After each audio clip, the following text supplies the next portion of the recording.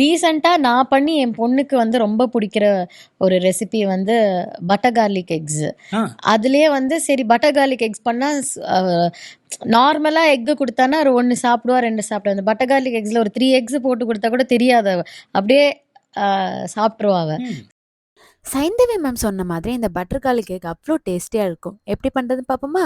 First ஒரு பவுல்ல 3 முட்டை உடைச்சு ஆட் பண்ணிப்போம். இப்போ அது கூட 1/4 டீஸ்பூன் சில்லி ஃபிளேக்ஸும் இதுக்கு தேவையான அளவு உப்பு ஆட் பண்ணி நல்லா பீட் பண்ணி விட்டுக்கோங்க.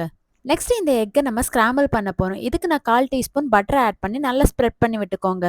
இதில் நம்ம பீட் பண்ணி வச்சிருக்க முட்டை ஆட் பண்ணி நல்லா ஸ்ப்ரெட் பண்ணி மிக்ஸ் பண்ணி விட்டுக்கோங்க. முட்டை வந்து ரொம்ப உடையாம பார்த்துக்கோங்க, அதாவது குட்டி குட்டி பீஸா வேண்டாம்.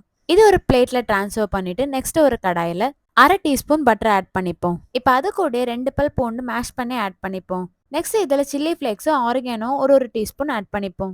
நெக்ஸ்ட் இதில் மில்க் ஆட் பண்ணிக்கோங்க. அது கூட 1 டீஸ்பூன் கார்ன்ஃப்ளவர் தண்ணியில் மிக்ஸ் பண்ணி ஆட் பண்ணிக்கோங்க. இதுக்கு தேவையான அளவு உப்பு ஆட் பண்ணி நல்லா மிக்ஸ் பண்ணி விட்டுக்கோங்க. இது நல்லா பாயில் ஆனோடனே நம்ம எக் ஆட் பண்ணி நல்லா மிக்ஸ் பண்ணி விட்டுக்கலாம். இது ஒரு 3 to 4 மினிட்ஸ்லேயே நல்லா பாயில் ஆயிரும். நல்லா க்ரீமி டெக்ஸ்டரில் வரும்போது ஸ்டவ் ஆஃப் பண்ணிட்டு சர்வ் பண்ணிடலாம்.